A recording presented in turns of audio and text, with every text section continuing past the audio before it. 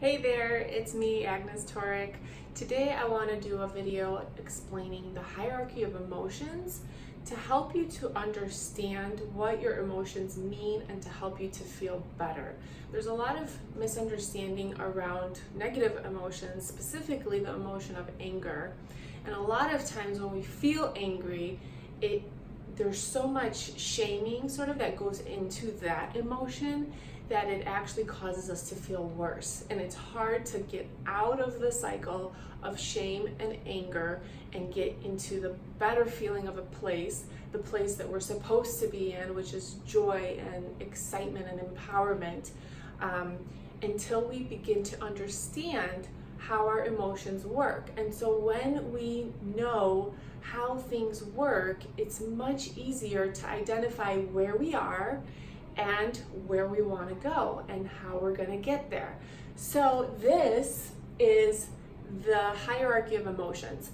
At the very top is joy, empowerment, love, appreciation. This is power. This is where you're meant to be. This is where you're designed to be. This is who you really, truly are.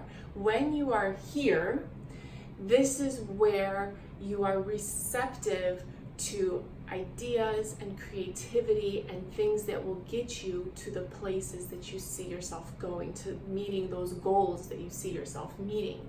This is where kids are. When you see a little kid, a 2-year-old, you can see that for the most part, they are in a state of complete and utter joy. They don't care who's watching them dance. They don't care. They're not comparing themselves to anything. They're just in the moment, exploring, being creative, and being joyful. So because this is where we're supposed to be, this is who we truly are, our self is going to be constantly pulled here. So when we find ourselves down here at the bottom end of the chart, so for example, discouragement, anger, blame, hatred, jealousy, these are the really low feeling places.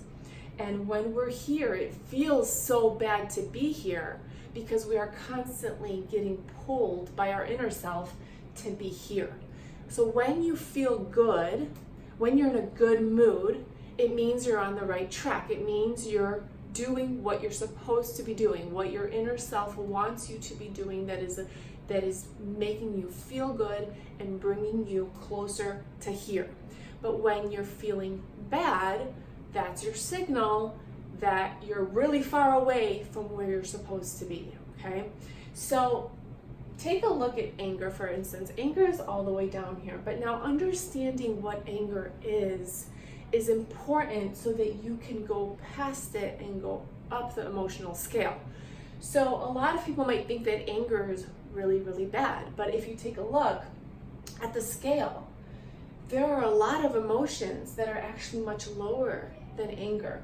The lowest emotion that you can have is fear, powerlessness, guilt, and this is also where shame resides.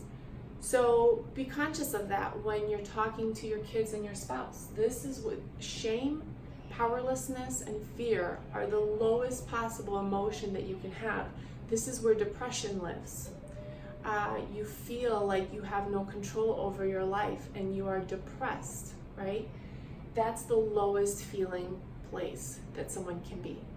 And you're not going to jump from here to here just because someone tells you, well, do your gratitude journal, think of things to be positive about, things to be grateful for. Well, you can do those things, but that's not going to jump you from here to here because you have to go through the whole process of all the steps.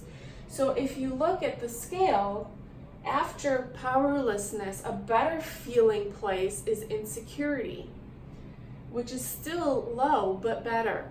And then jealousy, and then hatred, and then revenge, and then anger.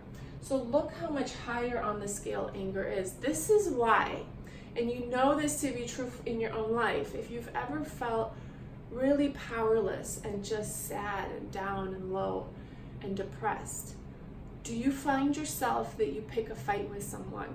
you're picking a fight with your spouse or a friend. And this is because you are getting called up here. Your inner self is calling you up here all the time.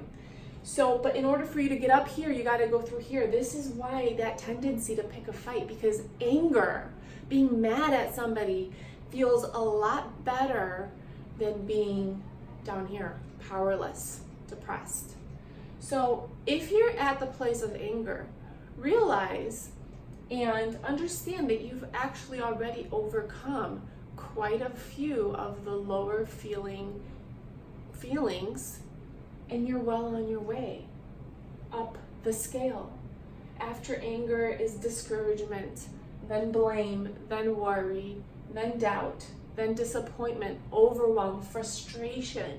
Frustration feels like such a bad place to be, but in reality, you're more than halfway to your highest emotion, to your highest self. Up here, you're already more than halfway there if you're feeling frustrated.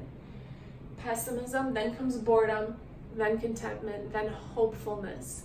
So because pessimism is here and it's a stepping stone to get to hopefulness, which leads to optimism, this is why a lot of times I talk about mind your media. Watch what you're reading and what you're listening to on the news. Because if you're listening to stuff that is like negative, sad, disasters, this is wrong with the world, that is wrong with the world.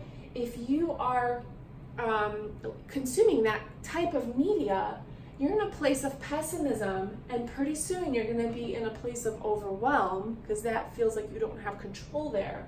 And it's just a downward spiral to discouragement, anger, and then all the way down again to powerlessness, to depression.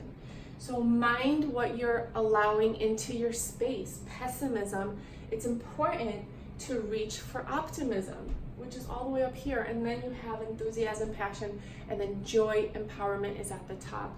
That is where you want to be. That is the best possible feeling place. And just know that if you're not in this joy place all the time, it's okay. You're gonna always flip-flop between here and here. The goal is not to be happy and excited and empowered and joyful all the time, although that is ideal, but the goal is to spend less time down here so that these gaps are smaller and shorter. And so when you find yourself here, you recognize it right away. Or maybe you find yourself here and you can recognize it before you get to there.